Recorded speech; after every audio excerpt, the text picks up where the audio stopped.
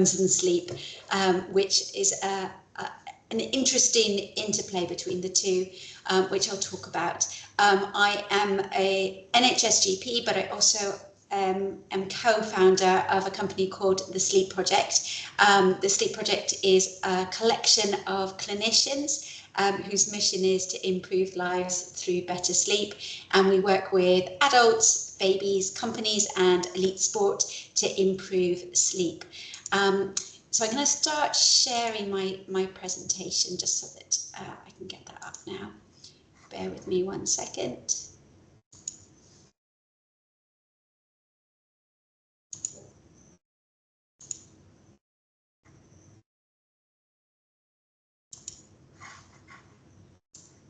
Okay. Can everyone see my screen okay at the moment? Yes, that's absolutely fine. Yeah, Perfect. super. So, as I said, I'm part of the Sleep Project. These are my co-founders. My special interest is in women's health, but we do have other Iden who talks mostly about men's health and the connection between sleep, and Polly who does all our babies and family. So I want to take back a little bit so you understand where my interest in sleep comes from. So about, I guess, 12, 13 years ago, I was trying to start a family. I was going through lots of fertility treatment, and my husband and I had decided that we were going to try it whatever way we could. And I was finding that actually I was really struggling to sleep. I was waking up repeatedly in the middle of the night at 2, 3 in the morning. I would be throwing off the covers, getting really frustrated. I'd be hearing lots of noises in the street outside our house, thinking that we were being burgled or things were happening. And I was spending lots of time in the middle of the night awake and worrying. And then I started having hot flushes in the middle of the night. And given I was already a doctor, actually it took probably longer than it should have done for me to suddenly realise that I was actually going through a premature menopause at the age of 31. And to cut a long story short, I ended up going on to HRT and feeling much better and sleeping much better. But in the process, I found that actually my sleep was really problematic. And when I looked back at my own training as a GP, what I found was I didn't actually know very much about sleep, about the kind of basic process of how sleep gets triggered, why there's a connection with hormones, and more importantly than anything, how you fix sleep problems. And that's because most doctors, whether they're a GP or other specialties, get around 20 to 30 minutes of training in total on sleep. And the majority of that is around obstructive sleep apnea or sleeping tablets, and very little about natural sleep. And so when I started having sleep problems, I wanted to figure out what was going wrong, but also how to fix it. And I then went on this real mission of discovery, looking at Western medicine, Eastern medicine, psychology, psychiatry, cognitive behavioral therapy for insomnia, gathering all these tools to improve sleep. And that was kind of where I then brought together the Sleep Project after COVID, when there was massive increases in problems with sleep. And I managed to fix my own sleep. And so life-changing was the change in my sleep that I really wanted to reach out to more people and try and help them achieve better sleep. So in the talk today, I want to talk specifically about what happens during menopause and why that's such a trigger for poor sleep. Talk about why we sleep and what's the importance of sleep, about the factors that can impact on sleep, about what is insomnia, and then probably the really important bit that you're all here for: what can you do to improve your sleep if you're having sleep difficulties? So what happens during menopause? So I quite like this art piece because it kind of just talks about this menopause transition, where actually it's all over the place. Your estrogen is maybe going up and down, your progesterone doing the same thing, your testosterone, your FSH is your follicle stimulating hormone may be bouncing up and down, but the general trajectory is that your estrogen, progesterone and testosterone are going in a downward direction and your FSH is increasing. But often during these phases, you'll have really poor sleep because of those changes in those hormones. Even when you're having regular menstrual cycles, there is changes throughout your cycle that impact on sleep. In general, from the start of your period through the kind of first 2 weeks until when you ovulate, if you do ovulate, in general, your sleep is a bit better because estrogen is really important in sleep and it tends to be a little bit more abundant in that phase. And then from when you ovulate to when you get your period, it tends to be more of the kind of progesterone phase. And during that phase, your body temperature goes up, and as a consequence, actually your sleep quality tends to go down. And many people, for those few days before when they get their period, that's really common for sleep to be very poor at that point. And most women, when they're menstruating, will report worse sleep during the second half of their cycle, and particularly around the day that they get their period. Now, because those same hormones are going up and down during this menopause transition and then afterwards, we find that actually sleep is significantly impacted during those phases. And studies looking at each of these individual hormones have been linked to poor sleep. Testosterone a little bit less so, but all three of the others we can see distinct connections between the levels and the quality of the sleep.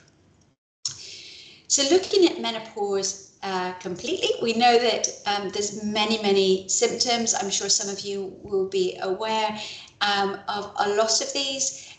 They're often variable in their intensity depending on different people, but we can see that insomnia sits as one of those, and actually it's one of the most common, with 60 to 80% of women reporting sleep disturbance during menopause transition, and particularly after menopause as well, with the first and second year after menopause. So menopause is 12 months without a period, as being a particularly problematic time. So we know it's one of the most common symptoms. We actually know that it also has a real impact on people's quality of life and particularly their ability to work. We know that 1 in 5 people think about leaving work, and that it often starts relatively early during the perimenopausal phase, and it gets worse just after the menopause. That first year after the menopause is the kind of peak. For a lot of people it does get better, but for some it still is a problem, particularly if they've gone on to develop insomnia rather than just sleep disturbance. And as you may be aware, generally menopause symptoms start 7 to 9 years before the onset of menopause, so 12 months without a period. So for most people in their early 40s, they may be starting to get some of these symptoms, and for many that it can continue for 10 years or beyond. So not everyone is impacted the same, and we know that people who go through a fast onset menopause are more likely to get more significant symptoms in general, but particularly sleep problems. So those who have a surgical menopause, so those who go through removal of their ovaries, be that for cancer or other treatments, those who have chemoradiotherapy and go through a menopause because of that treatment, anyone who's had a history of endometriosis, painful periods, premenstrual syndrome, so it's particularly painful periods and symptoms before, they're much more likely to get worse symptoms with their sleep. And actually people from East Asia tend to have sleep problems as their primary symptom, and so it could be just sleep rather than the hot flushes and the other symptoms as well. So why do we sleep? Now, overnight, our body and brain go through this incredible repair process where we go through different stages of sleep, which I'll talk about, but their aim is to restore the brain into good condition, ready for the next day. So clearing out waste proteins, helping to build the immune system, helping to store memories and process anything that's happened during the day, emotions, trauma.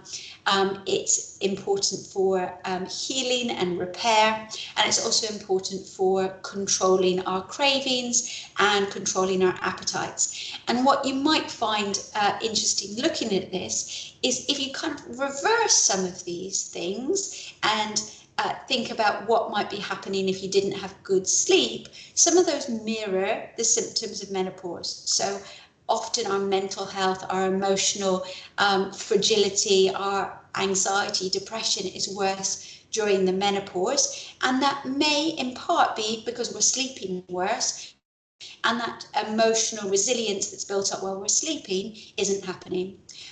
Many people report brain fog and memory problems, and again, we store our memories when we're sleeping, and so if you're not sleeping well, that's not going to happen as well. Many people find that they gain weight, particularly around the middle, and find it more difficult to control what they eat. Again, how much is sleep playing a part in that? And so often sleep isn't everything, but it is connected to a lot of the symptoms. And we know that if you can improve your sleep, actually all your menopause symptoms are likely to get better. So let's talk about what happens at night when we're sleeping. And I've shown a picture of a washing machine, and it's a little bit like a washing machine cycle. You put in your dirty clothes, you add some ingredients, they go round and round and round a few times and come out the next morning or in a few hours with clean clothes. The same thing happens with your brain. There's different stages, different ingredients, and at the end of the night, you come out with a revitalized, regenerated brain ready to function the next day. And the sleep cycles take approximately 90 minutes, and we go through different stages. So stage 1 is our light sleep. That's a transition between being awake and being asleep. It's often that time when you might feel almost that dropping sensation or falling sensation or a little bit of jerkiness as you fall into sleep. Often this is unstable, so you might just be aware of what's going on around you. You then drop into stage 2, which is the stable sleep. This is where we put away our memories, we store them, we clear out redundant ones. And then stage 3, this is the really good stuff. This is the deep sleep. And this is where literally our whole brain, all the neurons, contract and relax, almost like squeezing out a sponge, clearing out waste proteins, helping our immune system, restoring and regenerating. And this is the stuff when you get good deep sleep, you feel revitalized the next day. And then those are all non-REM, so non-dream sleep. The other side is dream sleep. And dream sleep is really important for emotional processing. So if we've had an experience during the day, what we're able to do is learn from that experience, but remove the painful memory from it. So for example, if you jumped out in front of a car and nearly got hit, you'd learn to look both ways before crossing the road, but you wouldn't have a panic attack every time you saw a car. And actually, when that part of the sleep cycle doesn't work as well, we get something called post-traumatic stress disorder, where actually we're reliving moments of trauma because we haven't been able to process the trauma from it. It's also where we're our most creative, our whole brain is connected, and we're able to solve problems. So if you've ever heard the expression, why don't you sleep on it? Actually, it's great advice, because when you go to sleep, your dream sleep uses all the information from different parts of your brain to help continue to solve that problem while you're sleeping. So as I said, we go through 90-minute sleep cycles. And here on the right, we've got a whole night. So when we go to bed to when we wake up 8 hours later, this is normal sleep. And the blue are the deep sleep, and the red is dream sleep. And as you can see, we drop down through light sleep, stable sleep, deep sleep, and then we come back, have a little bit of dream sleep at the beginning of the night, and often the black bits is where we're awake. And in between each 90-minute sleep cycles, we wake up, check that we're in a safe environment before going back to sleep.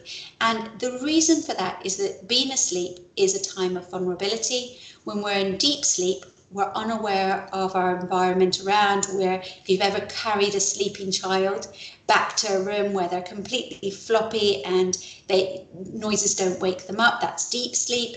And so they're not aware of if a tiger or danger was attacking them.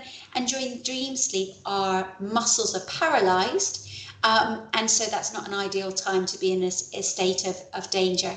So normally we check the environment before we go back into sleep again. Sometimes this first one at around 90 minutes, we don't wake up and we sleep straight through to the second one, but almost always these next ones we wake up.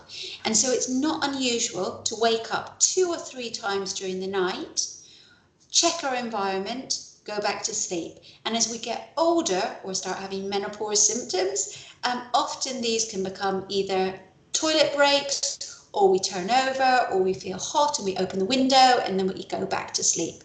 Now, sometimes what happens when we're having symptoms, actually particularly this one here at 2, 3 in the morning, we wake up and can have an extended period of being awake before we're able to get back to sleep. And I'll talk a little bit later on about how we reduce that, but it's not unusual to be awake. But what we have to do is try and learn to get back to sleep and feel safe between these sleep cycles. The other thing to note is that in the early part of the night, the first 4 hours, we get a lot more deep sleep.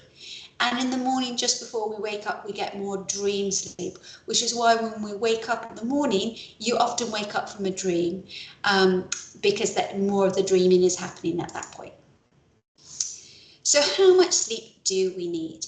And this varies depending on your age. And varies from person to person. Every person has an individual sleep need. It's set by their genetics. When we're younger, we tend to need more sleep.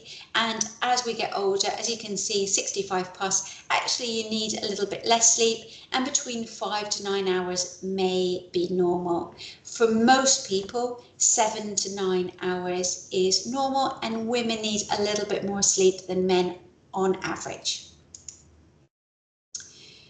So what factors can impact our sleep? Now there's lots of different ones to consider, and it's really important, particularly when we're looking at sleep and menopause, that we really think about each of these individually and try and optimize them, because often it's not just about fixing one thing, it's about a few different factors and getting each of those right. So I'm going to run through them. So there's a little bit about personality and genetics. Some people seem to be more prone to sleep disorders. If you have a family history, you're more likely to have sleep problems. We know that menopause symptoms, it's a big time for sleep problems to occur. The environment, so if it's noisy, if we don't feel safe, if there's lots of disturbances, bright light, that can have an impact. We know that our mental health has a big impact. So those who have anxiety and depression are 2 to 3 times more likely to have sleep problems. And when we have mental health problems, almost every mental health condition has poor sleep as a symptom. So those two things really go hand in hand. We know that what we eat and how much we exercise and what our lifestyle is can impact our sleep. Our behaviors, so I'll talk about those a little bit later, but what time we go to bed, what we're eating during the day, whether we're exercising, those things can have an impact. External factors, children are a big one, but also as we're going through the menopause, often we have caring duties as well, and that can have an impact. And other medical conditions, again, can be a big factor.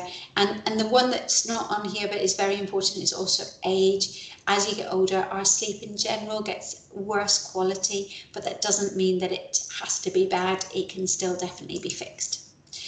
And so overall, overnight, we have this incredible process of different stages of sleep to make our brains revitalized and rejuvenated, ready for the morning. It's a very fine-tuned process in that, depending on what's happened during the day, you may get different types of sleep, increased amounts. So, for example, if you run a marathon, you'll have more deep sleep to repair and regenerate. If you've been in a car crash, you get more dream sleep to try and recover from that emotional trauma. And so our body and brain is absolutely brilliant at giving us the sleep that we need. And it's also very good at catching up on sleep. So if we've had a night or two of bad sleep, then the following night, normally our body is really good at getting extra deep sleep to try and catch up on it. So there is a lot going on at night when we go to sleep. Now, I've talked a little bit about these factors, but I want to get in a little bit more detail with some of them. So estrogen, our brain is absolutely full of estrogen receptors, and they're very important in lots of different functions, but they're also very closely connected to our sleep quality. And so as our estrogen goes down, so does our sleep quality. Progesterone, as I've talked about, with the temperature control, there's a very close control between the progesterone and our body temperature, and that's part of the reason why hot flushes are linked to poor sleep. Testosterone is a bit less clear, but the follicle stimulating hormone, we know that, again, fluctuations are linked to poor quality sleep. But the menopause symptoms itself can also impact sleep. So hot flushes are, if we put temperature sensors on someone going to sleep overnight, we can see correlations between when someone wakes up and when they have a hot flush. Now, really interestingly, sometimes the awakening happens before the hot flush, and sometimes it happens afterwards. And so it's thought that rather than it being the hot flush itself that wakes you up, though sometimes that can happen, the hormone regulating center and the temperature regulating center seem to sit very close to each other in the brain, and whatever the mechanism is that causes the hot flush at the same time causes the brain to become more awake. Now, if anyone slept in a hot country, probably in England recently, where your room's been really hot, it's very difficult to fall asleep and stay asleep. And that's because we generally have to drop our body temperature in order to initiate sleep. And so when our body temperature goes up, it wakes us up from sleep and reduces the quality. But sometimes it's the hot flush itself that wakes us up. Sometimes we wake up first, but what we have to figure out is how to get back to sleep after a hot flush, or deepen the level of sleep so that even if we have a hot flush, we're able to sleep through it. I've talked a little bit about mood changes. When your brain is a bit more anxious and on edge, you're more likely to sleep badly. That's why there's a link between anxiety and depression, and I'll talk about that link a little bit later. And a big one is urinary symptoms. So often ladies during the menopause will be having vaginal dryness, urinary frequency, discomfort just around the vulva, and those symptoms in itself can keep you awake at night. So getting those under control can be really important for improving the sleep quality. And we also know that if you're uncomfortable, if you're in pain, again, that can wake you up from sleep. So anxiety, depression, bipolar, post-traumatic stress disorder, all linked to poor quality sleep. And we know that depression and anxiety become more common as you go through menopause, and that then can compound sleep problems as well. But let's not forget other sleep disorders. So we can get sleep disturbances during menopause, but we can also get insomnia. And now insomnia is where sleep problems have become more ingrained. And I'll talk about the definition a bit later. But that becomes significantly more common during the menopause. Also, restless leg syndromes, particularly during perimenopause, become significantly more common. Now, restless leg is where, and lots of people get it during pregnancy, so you might have already had this or recognize it, but an uncomfortable urge to move your legs, a slightly crawling sensation, or pain or achiness that particularly comes on in the evening time. And when you get it, the only thing that will relieve it is moving your legs. And then it's relieved for a moment and then it comes back again. And it happens commonly in the evening. It can keep you awake at night. And it's associated also with periodic limb movement disorder, where you get kicking or movement of the legs at night, which again can keep you awake. And the other big one that we should always talk about during menopause is obstructive sleep apnea. And that's because after menopause, obstructive sleep apnea becomes much more common, and you don't necessarily have to. So obstructive sleep apnea is where your soft palate and your airway obstructs while you're sleeping. And so commonly what you hear is someone's breathing and then they do a few snores and then they do a big snore and they appear to stop breathing for several seconds. And then their oxygen and carbon dioxide level increases in the brain, and then they wake up and then they start breathing again. And when this happens, it can make you really sleepy during the day. It's much more common after the menopause, and classically you think of men snoring with big fat necks who are potentially overweight. Those are kind of the classic people who get obstructive sleep apnea. But actually after the menopause, women get it even if they're not particularly overweight. So if instead of just being sleepy, you're so sleepy that you can't stay awake while driving, or you're sat at work and you're falling asleep at your desk, it's worth considering obstructive sleep apnea, which can not only disrupt your sleep but significantly impact your quality of life during the day and put you at increased risk of heart disease, high blood pressure and lots of other issues. And then other medical conditions are lifestyle, are behaviours, caring responsibilities, and there's lots of medications that can impact your sleep. So all of these things need to be sort of finely tweaked before we can get sleep right.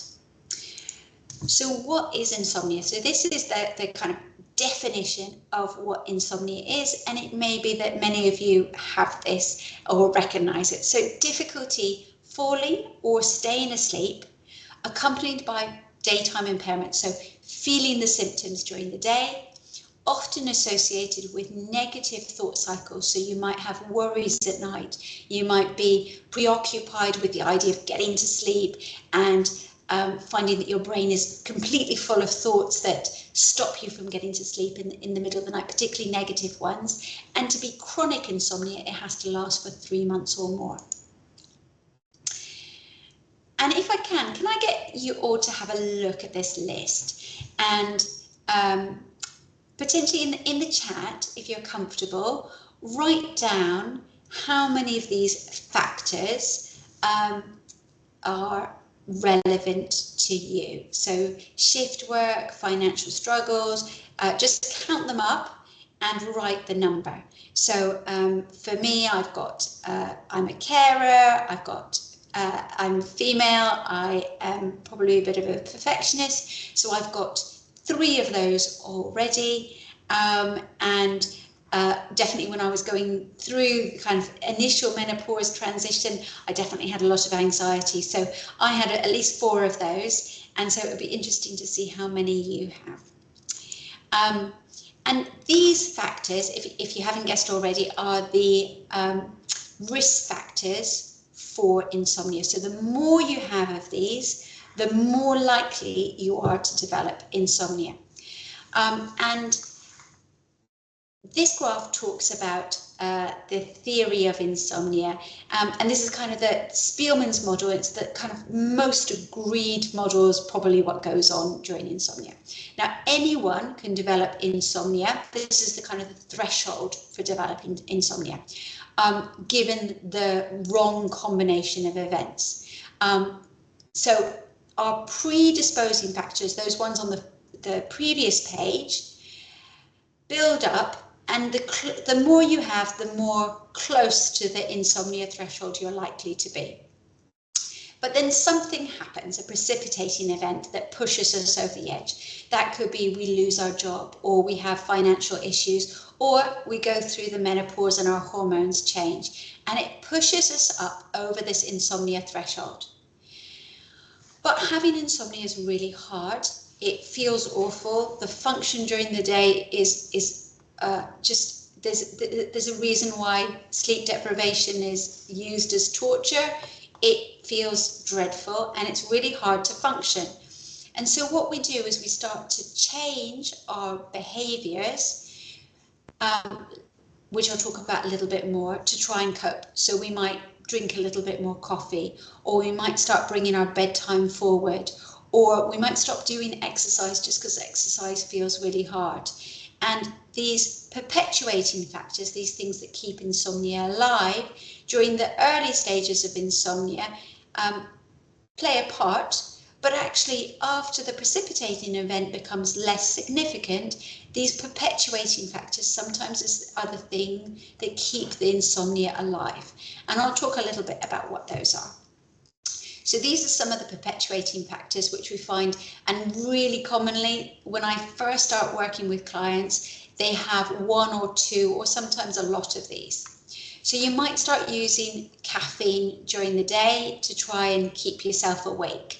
But we know that caffeine has quite a long half-life, so 6 hours before half a cup disappears. And so sometimes that can affect our ability to get to sleep. Sometimes we do a little bit less, so we might not exercise, we might not be as active, and that can have an impact. Sometimes we start napping during the day, and I know when I was struggling with my sleep, I was finding naps were the only way I could survive. But actually, when you take naps, it can reduce what's called your sleep pressure and make it more difficult to get to sleep at night. Sometimes we turn to alcohol or other sedatives, sleeping tablets, to get to sleep. We know in particular alcohol is very bad for the quality of sleep, and that can impact. Sometimes when we're awake at night, we do other things in the bedroom. So this is someone watching TV in the middle of the night, or doing work, or potentially some people do ironing in the bedroom or tidying. So different habits creep into the bedroom. We often cancel the things that we have during the day. So we might not go out for drinks with our friends or dinner, or doing the things that we like doing, and actually that can have an impact. We might bring our bedtime forward to try and catch up or make up for poor quality sleep, and actually that can be detrimental to our sleep quality and actually lead to a bit of a cycle of making our sleep worse. And this is probably the biggest one. We start to worry about not getting sleep. And the more we worry about not getting sleep, the worse our sleep gets. And this kind of ruminations, finding our brains full of worries in the middle of the night, often is one of the primary causes of poor sleep. And I'll talk a little bit about why that happens. So sleep is the one thing where trying hard or trying to get to sleep just doesn't work. So sleep is an automatic process. You might think back to your own sleep. Can you ever remember falling asleep? Normally you can't, because actually your automatic nervous system takes over and you just fall asleep. Now, the more we try to get to sleep, the more that sleep is blocked. And that's because our trying side of the nervous system, the automatic part of it, the sympathetic nervous system, actually is designed to keep us alive. And so when we're stressed, our sympathetic nervous system goes into overdrive, and normally it's triggered by something like a tiger attack, or over millions of years of evolution, that was how it was designed. And it gets us ready to run away or to fight, but as part of the process, sleep is actually inhibited. So the more we try to sleep, the more our sympathetic nervous system goes into overdrive and the more sleep is blocked. That's because going to sleep while tigers attacking us is not ideal. But in our modern day living, actually the sympathetic nervous system is triggered by lots of different things. Work, social media, emails, just stressing about what we need to do the next day, and the impact of poor sleep can be really triggering for our sympathetic nervous system, and the outcome is that sleep is blocked. So what can we do to change it? And I want to talk about a few actionable changes that you can do today to try and improve your sleep. So the first one is to optimize your sleep environment. So small changes can make a big difference. The most important one's probably the temperature of your room. In an ideal world, we want to try and keep our bedroom cool, so 16 to 18 degrees centigrade, which is going to be tricky at the moment with the heat waves going on. But as much as possible, try and keep it cool. If your room is not cool, then try and have a bath or shower before bed. That might seem a little bit counterintuitive, but actually in a bath or shower, particularly if it's warm, it dilates our blood vessels. Often when you get out of a shower, you're a little bit pink. That is the blood moving towards the kind of surface. And when you step out, actually it then cools you and helps you to drop your core temperature and helps you get into sleep a little bit easier. Make it really dark and quiet. So add in an eye mask, or it should be so dark that if you wave your hand in front of your face, you shouldn't be able to see it. And most of us struggle to do that. So blackout blinds, eye mask can be a cheap way of doing it. And if there's any noise, add earplugs or white or pink noise, which can help sleep. And then clear your bedroom of anything except sleep. We want your bedroom just to be about sleep. And when you're not sleeping, you want to leave the bedroom and do something else somewhere else, because often when you're having problems with poor sleep, you start to associate your bedroom with not sleeping, and that can have a negative impact on your ability to get sleep. During and after COVID, we saw a big increase in insomnia, and that was because lots of people were starting to work and exercise in their bedroom, and then their association between sleep and the bedroom got broken, and it actually made sleep quality worse. The next thing is about exercise, and the importance with exercise is to be consistent, 10 or 20 minutes every day, but really doing it consistently is more important than the intensity. And that's because we know after exercise, particularly our deep sleep improves, and then once you've had a better night's sleep, you're much more likely to exercise the next day. There's a really strong correlation between having a bad night's sleep and not doing exercise the next day. And it's about trying to slowly break that cycle so you get slightly better sleep, so you do a bit more exercise, so you get better sleep, and then you keep on building on it. And so trying to build it into your daily routine. Squats can be a really good way of doing it. I love these kind of exercise snacks that you can do. So every time you put the kettle on, you do 1 or 2 or 10 squats, so you can get a little bit into your day, and make it as regular as possible. We do know that probably the best type of exercise as you get older is weight training or weight bearing exercise, because it improves your sleep quality and your deep sleep. Now, alcohol is really important during menopause, and lots of people use it as a crutch to get to sleep, but it can make all menopause symptoms, but particularly sleep, much worse. So even though it's a sedative and might knock you out at the beginning of the night, it is bad for sleep quality and makes our sleep much more broken, particularly in the early hours of the morning. So try to get rid of the alcohol, swap it for non-alcoholic alternatives. We also know that dream sleep is blocked by alcohol, and that hot flushes never happen during dream sleep. So there's this real link between increased hot flushes and alcohol. So just try and get rid of it as much as you can.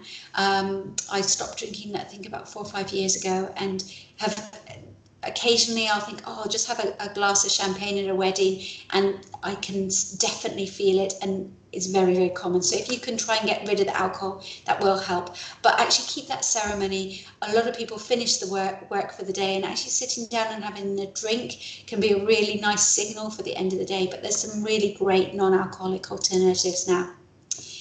Then the next one is getting in sync with our body clock. We've got two processes that help us to sleep.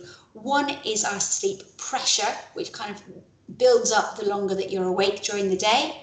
That's why napping can be bad, because it drops our sleep pressure and then it doesn't have enough time to build up again before we go to sleep again. But the other one is our circadian rhythm, or our internal body clock. And our internal body clock can't shift by more than half an hour each day.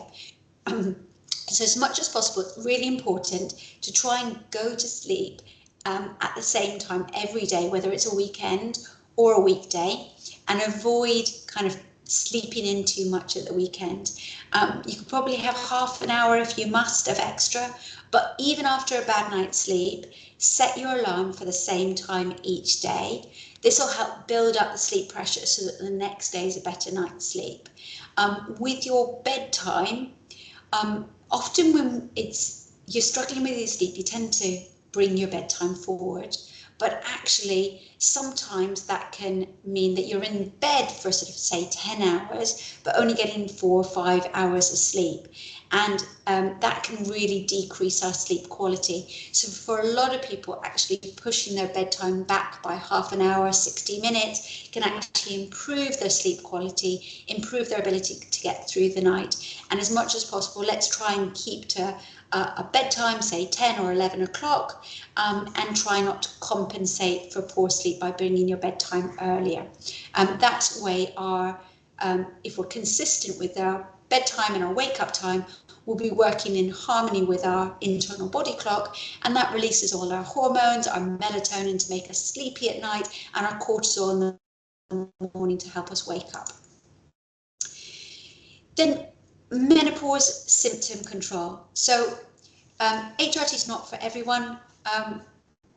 Some people can't take it, some people don't want to take it, but if you are on it, just make sure that you're on the right combination for you, and make sure you have a holistic approach to all your symptoms. So thinking about vaginal symptoms, thinking about your hot flushes, thinking about making sure that your joints aren't too sore when you go to bed and that your bed's nice and comfy, and addressing each of those. And then thinking about the type of HRT. Not all HRT is equal when it comes to sleep.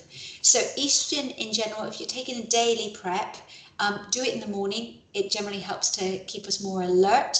And then if you're struggling in general, micronized progesterone, so that's the type that's in Usugestan, also sometimes called body identical, or the body identical progesterone, is closer to our physiological, so our natural progesterone, and it is helpful for sleep. And so if you're someone who's really struggling with your sleep, but are, for example, on a patch which has got synthetic progesterone, sometimes swapping over to micronized progesterone can make a difference with your sleep quality. And then make sure you take it maybe half an hour before you go to bed, because it can help improve your sleep quality overnight. And then, as I said, if you've got vaginal symptoms, adding in vaginal estrogen can make a difference, because sometimes our bladder can be the thing that keeps us awake at night. Next, prime your nervous system for sleep. So we know that actually our nervous system needs to calm and switch from the sympathetic to the parasympathetic response in order to get to sleep. And so you need to calm your nervous system in order to get into sleep. And so having a bedtime routine, a little bit like what we do with children, having breath work or yoga nidra or a body scan can be a really great way to switch our body and brain into our bedtime mode. And just 5 minutes of those techniques per day can make a difference. Now, the best thing for improving sleep during whether it's caused by menopause or for another cause is cognitive behavioral therapy for insomnia. So this is the gold standard, and it's really effective. So it works for around 80% of people, whether it's caused by hot flushes, menopause symptoms, it works just as well, and it works as well as HRT for improving sleep. It helps you to fall asleep faster, stay asleep longer. It's drug-free. It can be done with your HRT or without it, and results are seen sort of 12 months, even years later, and it works better than any medication. And on average, people get around an hour of extra sleep per night, but more importantly, it's better quality sleep. And it's, if you've had CBTI for depression or anxiety, it's not the same. It's really badly named. It's a toolbox of different techniques and behavioural changes that improve your sleep quality and get you back to sleep. And it normally takes around 4 weeks to do, but normally via a little daily module or a weekly session, depending on how you decide to do it. We've got a course called Retrain Your Sleep that we do, and it has 24 daily 10-minute modules to be able to fix your sleep, and it looks a little bit like this. This is someone's sleep diary before cognitive behavioural therapy. So this is a sleep diary. This is when they're going to bed. This is when they woke up. This is actually a week in, because I told them to go to sleep at the same time.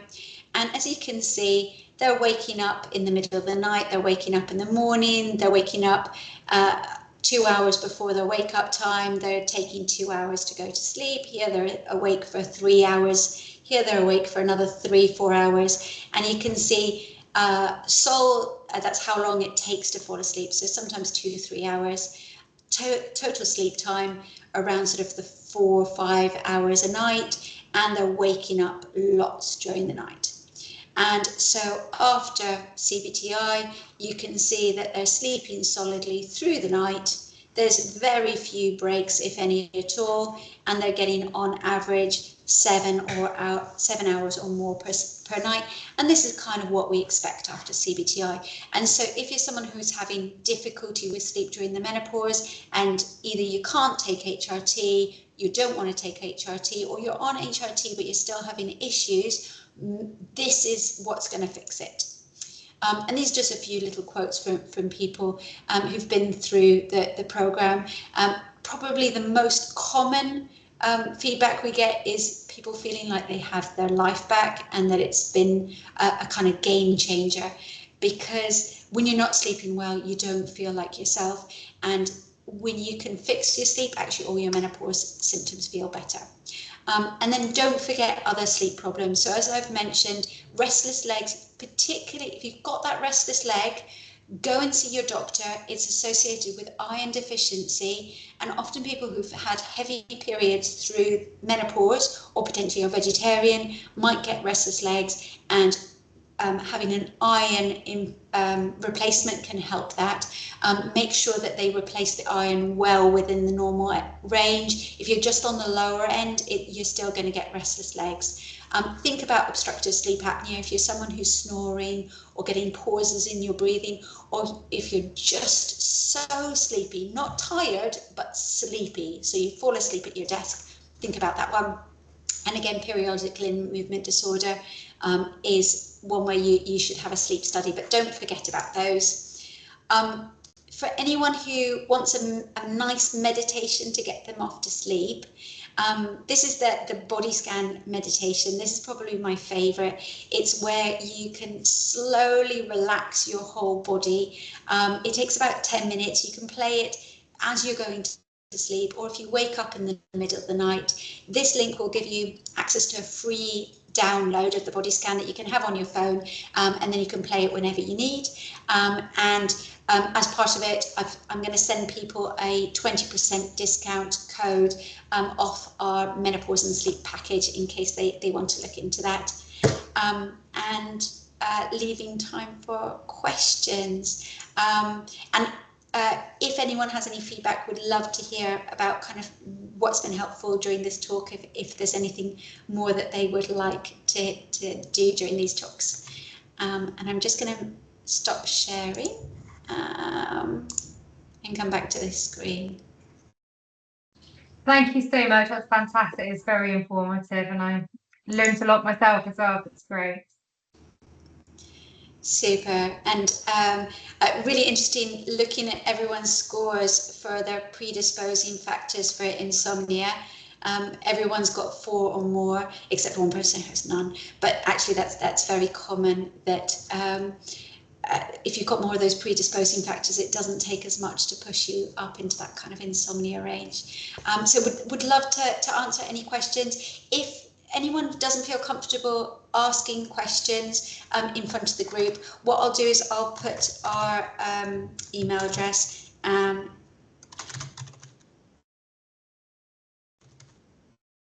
into the chat, and you can always send me a question privately if you would like. But if anyone has a question, oh, we've got one person with their hand raised.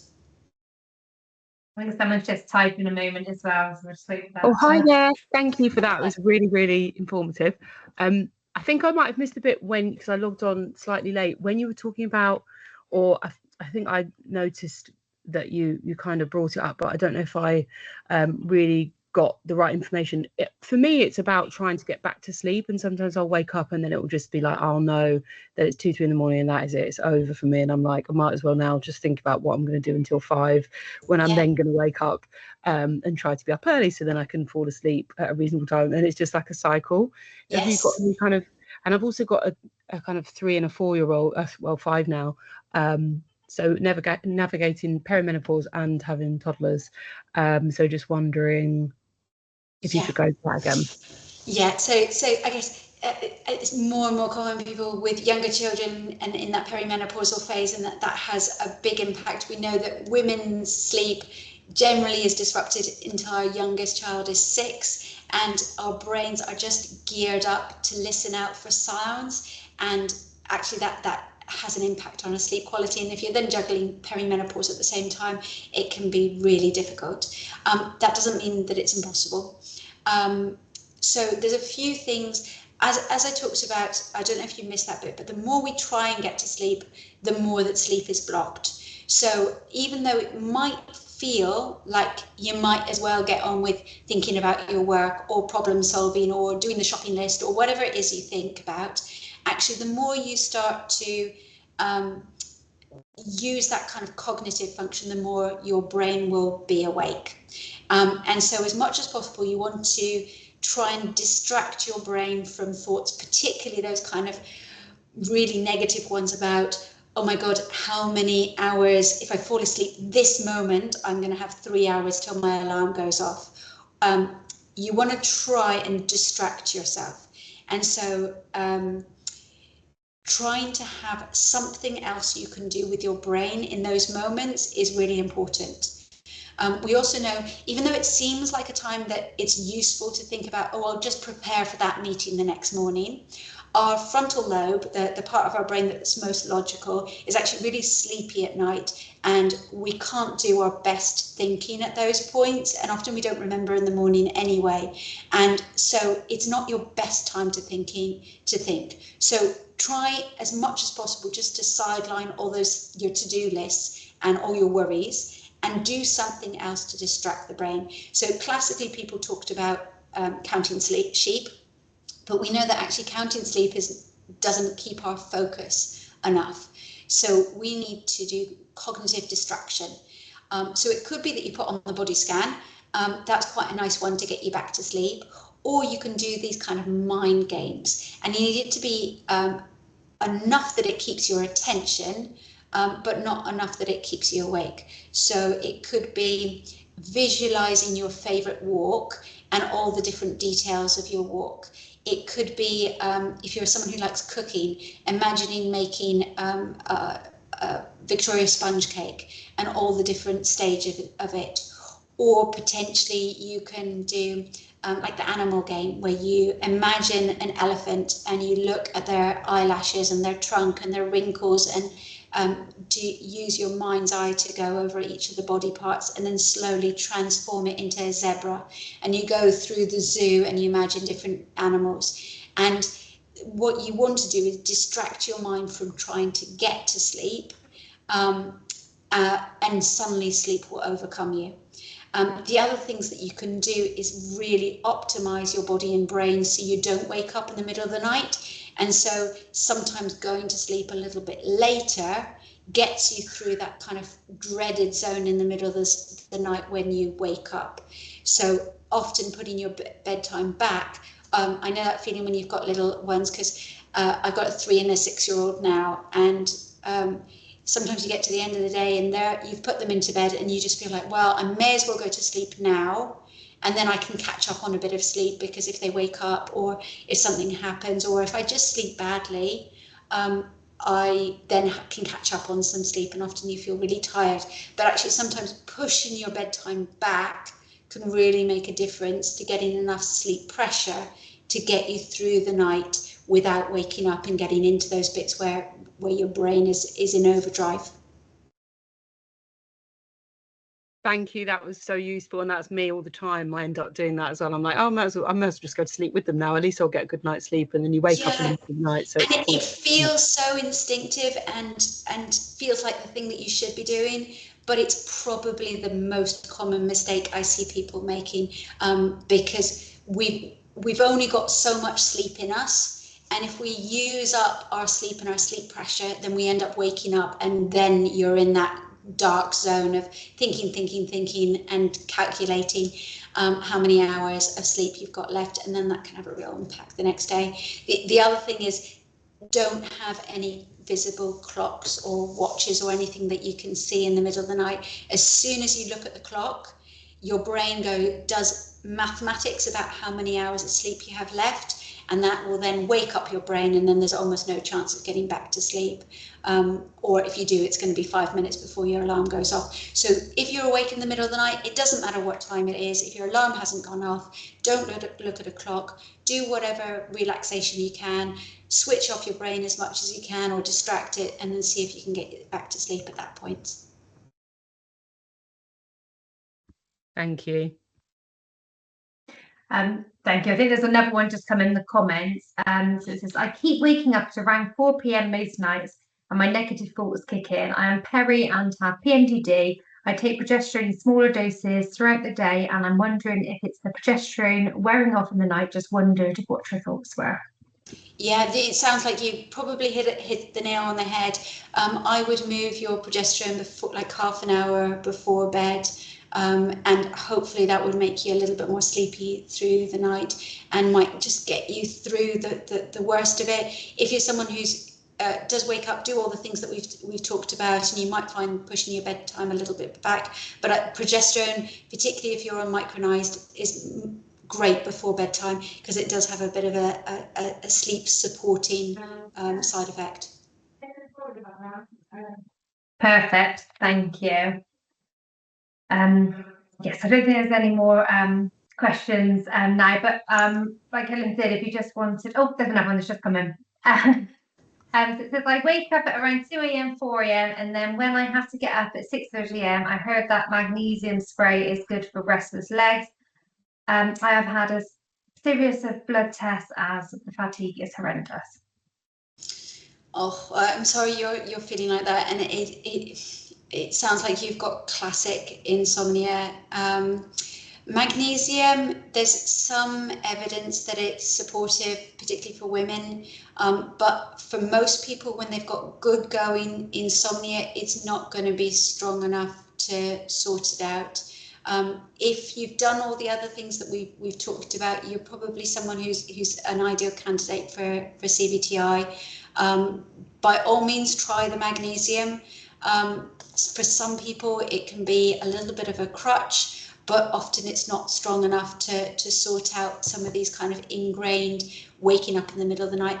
And our bodies are, once you've kind of got into some of these patterns of waking up, almost you have to shift it out and relearn the getting to sleep easily. And particularly in menopause, we find waking up in the middle of the night is much more common than difficulties getting to sleep. It's you drift off fine, but 3, 4, 5 in the morning, you're awake and really struggling to get back to sleep. So you sound like someone who, magnesium, great, but CBTI is like the kind of big magic bullet that's much more likely to work than magnesium that might just would be a little crutch. Great, thank you. Any more questions? Thank you for that. I don't think there's any more coming in.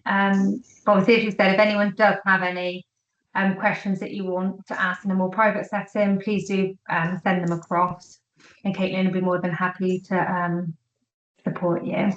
Yeah, so do email me, and I'll just put hang on, this up again, just in case anyone didn't get the QR code for the body scan. This is for getting back to sleep at night. I think this is my favourite, and we're a little bit like, if you've heard of Pavlov's dogs experiments, where you kind of ring the bell and they anticipate food. The same thing happens with sleep. If you train your body to fall asleep to one of these, you then start to associate it, and then you can fall asleep much easier. Where's someone just... so someone has said, we'll just take this as the last question now. So someone just says, how do I go about getting CBTI? So depending on where you are, it's a little bit of a postcode lottery. Some people, if they go see their GP, will be able to refer to CBTI. If they are lucky, they will be able to get it for free. Some places, and I'm not sure around Bristol whether it's included. If not, then you can do it privately. The Sleep Project does do CBTI, and I'm going to send you with the body scan a kind of some information about the menopause package, where you get a one-to-one consultation, assessment of your sleep diary, and a package of 4 weeks of CBTI. And really happy to do that, and it really works whether it's menopause or other causes. And there's people who've had, say, 27 years of insomnia problems, and it still works. It really gets down to the kind of nitty-gritty causes of why you're having poor sleep, and you can see the results within a few weeks, initially for sleep quality, and then after that slowly you increase the amount of time that people are getting to sleep.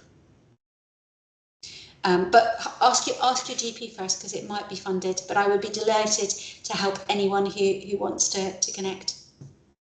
Perfect, thank you very much. And I'll send everyone across all the information of the Sleep Project via email, and obviously I will send through the link of the webinar so you can watch back and catch up on any information that you may have missed. Super. Thank you so much for... Sorry, carry on. Really enjoyed chatting to everyone, and your brilliant questions, and I really wish you best of luck in instigating some of those. I hope it makes a big difference for you. Thank you everyone for joining us today, and obviously thank you, Caitlin, for sparing your time to support Bristol Menopause and Well Woman Clinic. If anyone obviously needs any further support from us, please, obviously, as usual, just drop us an email, give us a call, and obviously for support where we can. So yeah, thank you everyone for joining us, and all the information will be sent for you shortly. Super. Thank you so much. Thank you.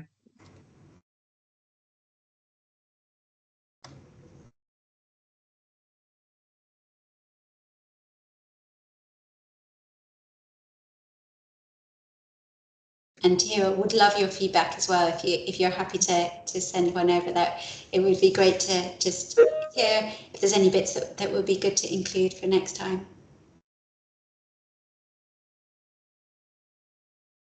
I was just removing everyone. Perfect. It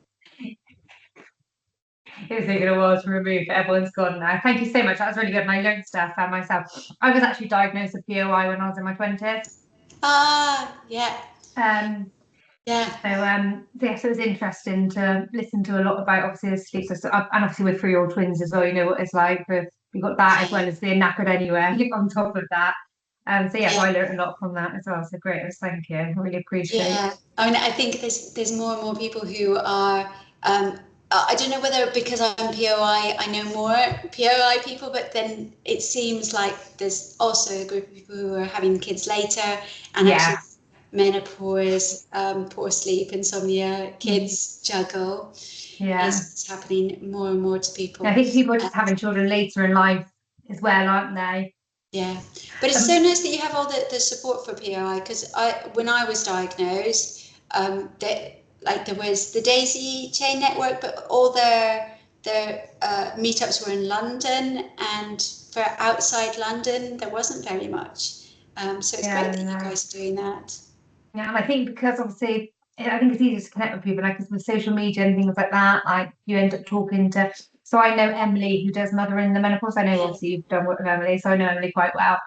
So obviously there's the perimenopause mums as well, isn't it? But yeah, it's nice to be able to connect with different people. And I found, I don't know about you, but the sleep was of all the symptoms, it was the one that was the most impactful of all of them, because you just can't cope the next day. Yeah, no, exactly. Yeah, and like, especially when I get aware, my eyes literally just start to close. Oh, for God's sake! So I need to take some of your tips to sort myself out, especially if the kids wake up, even if it's like 6 or half 6. I end up just putting the TV on from just like because I literally feel like I can't function until I have that extra half hour. It's probably the worst thing to do, like you said, but I just feel like I literally can't. Like my eyes will not stay open; they just keep closing. So I just need that little bit, half hour more to be focused. But it probably makes it worse throughout the day. I don't know, but. It's really hard. I mean, I love a nap, but if you've got to do a nap, keep it short and before 3 o'clock. Yeah, that's the luxury of a nap. It's only if they literally the only thing I get is if they wake up like at like 6:30, and then I'm like, oh God, if I'm going to work, I've got up anyway. But if I'm not, like I literally, your eyes, it's just like if you can, then I probably should just jump in the shower like I do when I got work, and then it wakes you up anyway, doesn't it? If you want better sleep at night, probably. Yeah. Yeah. But you're in the thick of it. 2 3-year-olds, you're at the worst bit. And well, maybe not the worst bit, the 6 weeks, and it's probably the worst bit, or 4 months. But you're definitely not out the other side. Yeah. And at some point they'll be sleeping and you'll be sleeping, and it'll get a little bit easier. Yeah, my little boy does sleep the whole way through, but my daughter sometimes wakes up once in the night. But I normally just like she walks into our room anyway, so she'll just climb in. That's fine. But they disturb you then, don't they? Once they woke you up to get in the bed or whatever, and then it just getting back to that point. Well, I hope there's some little bits that you can take away from today. And no, definitely. I find it very useful. Thank you so much, and hopefully we can do some work together in the future. And we also do have a blog on our site.